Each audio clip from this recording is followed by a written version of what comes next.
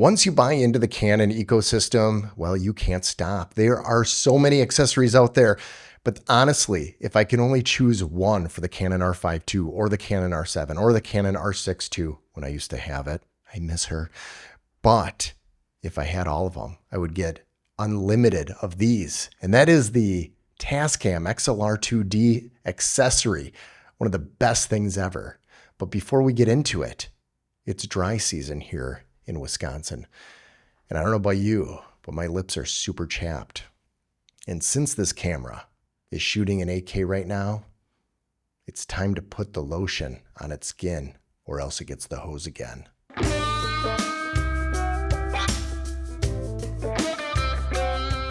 Chapstick. Don't leave home without it.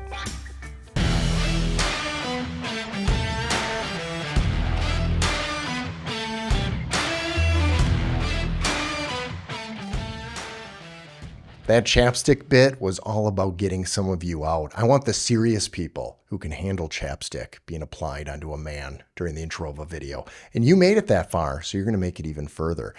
I am excited to talk about my favorite accessory, and that is the Tascam XLR2d. Now, I touched on it a little bit on an older video, but now we're in the future, and all of these Canon cameras have the digital hot shoe. And this is the Canon R7. It is one of the first cameras to actually get that digital hot shoe, and it works amazing. And the Canon R5 Mark II, which is looking at me right now in 8K. That's how you got to see my lips so beautiful, getting smothered by chapstick. And it is operating the Shure SMB 7B, whatever. I get it wrong every time.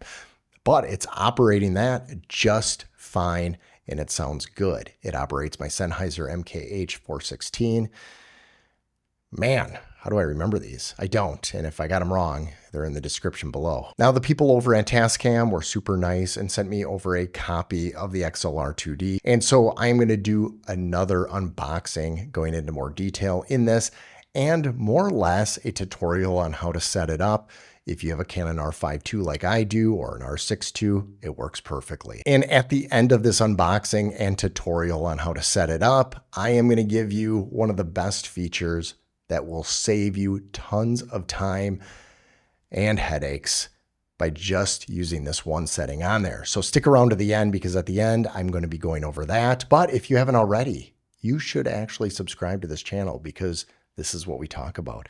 Camera gear, tech gear, computers, mostly cameras. I would say 80% cameras, 10% computers, and then 10% me putting on chapstick. But let's get on to this and do some unboxing. All right, we have the Tascam XLR2d. This is for Canon specifically.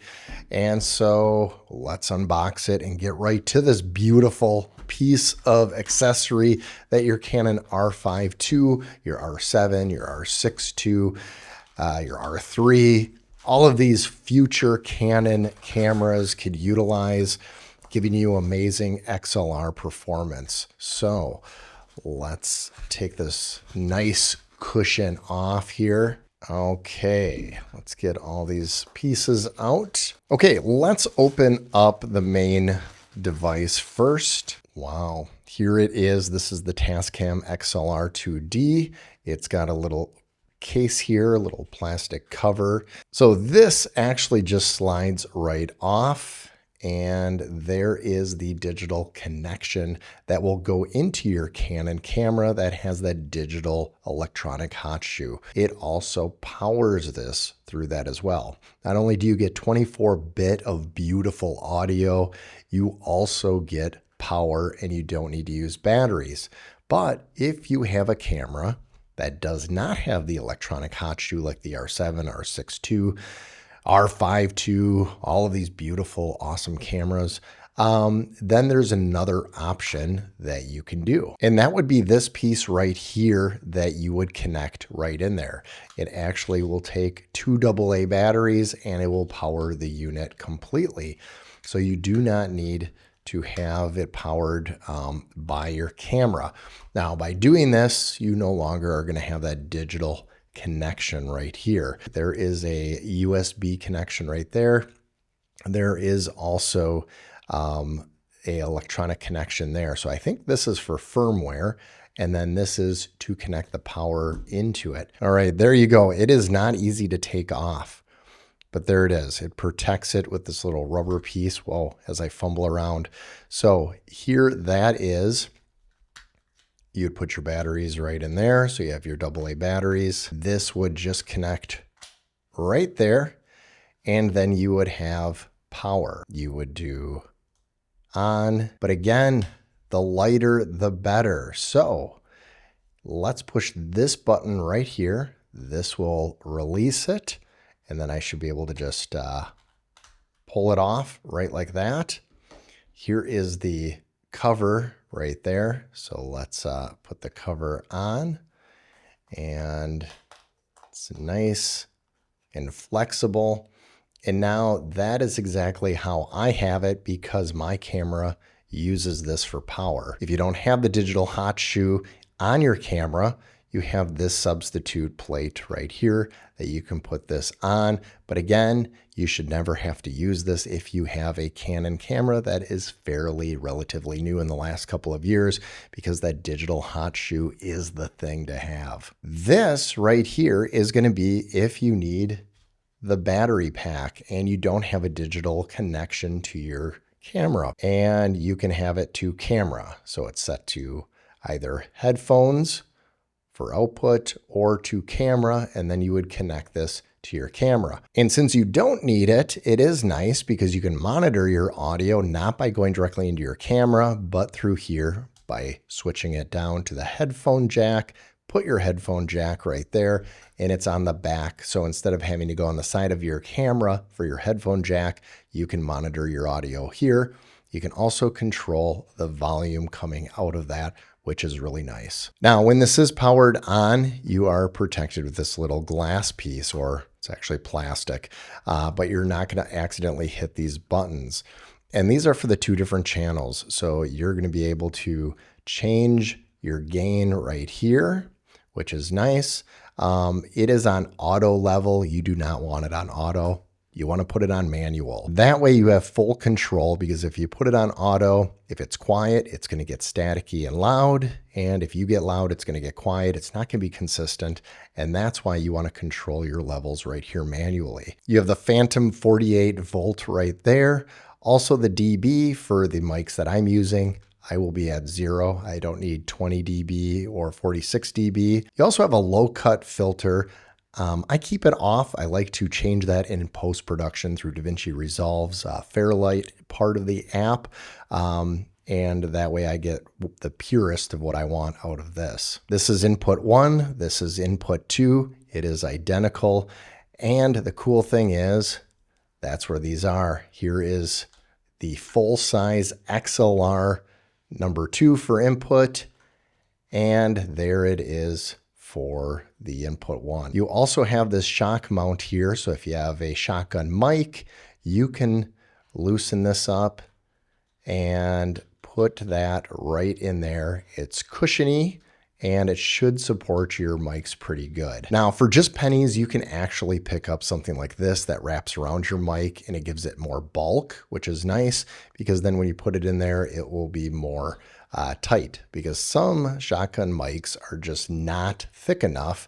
And by buying a few of these, you just wrap it around your mic. It's nice and rubbery and it will secure well. You also have an input 3 as well that you can control. This could be a lav mic, it could be anything. This could be your Rode Wireless Pro or your DJI, whatever it is, can mount right here. You have the option of having both the 1 and 2 input, or just the 1 right there. For me, I'm usually just 1 mic, so I have it down right there on the bottom, and that's where I set it. And then I'm usually just focused right here. Now here's the Canon R5 Mark II, and you've got this nice protector on top. A lot of people complain about this. I actually appreciate it because it is weather sealed. So if it is raining, you shouldn't have an issue. You just have to use a little bit of elbow grease to move that off. But this is the digital hot shoe right there. And this is how easy it is to connect it. You just slide it in, push it, so it's all the way in there. And then right here, you're just going to pull that and it locks into place. You don't want to grab from here at all, but this will lock it into place. Now, what you will see is, let's turn on the camera. So you will see that a light turned on. The light right here is showing that the camera is powering this. If I had the battery pack on right now, it would show that the battery pack was being powered down there.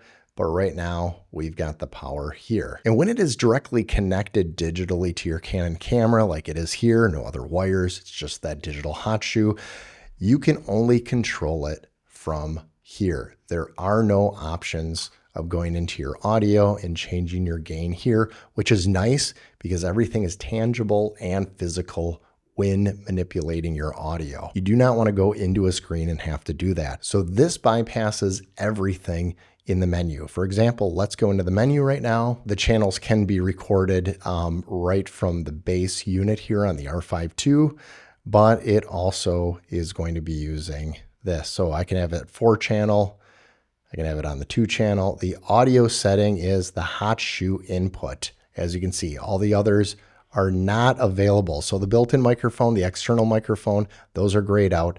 So the hot shoe input. So it says, please set from audio accessory. So you cannot change anything in here. It is from the audio accessory itself, which again is greatly appreciated. Now there's nothing plugged in here. I don't have any XLR connected right now, but if I did, you would be able to see those channels being used and manipulated right there. Just for giggles, let's put in my Sennheiser mic. We have to push it down to phantom power because it wasn't on phantom power. So as you can see, the audio is right here. I'm going to tap the mic. It's me tapping it. And audio 3 and 4 is actually coming from here. So I could set up a mic right in here and it would hit 3 and 4 as well. Now, one of the benefits of having an 8K camera and shooting in an 8K is that I can go 4 times crop right in and it is still at 4K. So I wanted to show you this. This is the super awesome trick if you want to protect your audio and you're not sure when you're in the field if it is going to work properly. So let's just pretend you have one mic plugged in. What you could do is you can actually unlink it. These channels are now unlinked. This is channel 1, this is channel 2. They're not the same channel anymore when you put it as off. And that means channel 1, you can actually record the audio a little lower. And in channel 2, you can go a little bit higher. And that way, if you find that one channel works better than the other, or if you have a lot of peaks, you can pick what channel in post that you want to use and they're not linked together. Now, if you want it to be linked together all in this one, so channel 1 and 2 is the same, then you just go to on and now 1 and 2 is linked. So wherever you put this, channel 2 will automatically be there because they are linked. But again, if you hit off, you now can have channel 2 a little higher and channel 1 a little bit lower. And that way, if your audio is off when you're in the field, you can always pick and choose which channel you want to use and clean up there. And that is a nice way to protect your audio. I have used that before. I do like to sync it all together in one when I'm in the studio here. But if I'm using my Sennheiser in the field and I might be doing some recording and there's some high-pitched noises somewhere, and it's just nice to have that clean audio. The benefit of 24-bit audio that you're getting out of this when you're using either the R7, R6 II, R3, R5C, R5 II, all of those cameras, is if the camera is only 16-bit of audio, this actually makes it into 24-bit of audio. So think of 16-bit as a baked-in profile in photo land or video land. And think of 24-bit as C-Log. It gives you more leverage to fix things in post. And 32-bit float would be like shooting in RAW. This is the Tascam Portacapture X8. I did do a video on this one. I did purchase this out of my own money. And this one does have 32-bit float built into it. So recording here, you can set it up. It does have 4 XLR hookups. And that is a whole different story. But 24-bit that you are getting out of here is enough to manipulate in post if you need to clean things up. Now, if you found this helpful, don't forget to hit that like button. And if you haven't already, I would love for you to subscribe to this channel because it is a community of awesome people. And no, I don't use chapstick all the time. Sometimes I put lotion on my face. Maybe next time. And after it puts the lotion on its skin, don't forget to watch these videos again. They're pretty fun. You'll like them. And some of you have watched these a few times. I know. It's creepy, but I like it.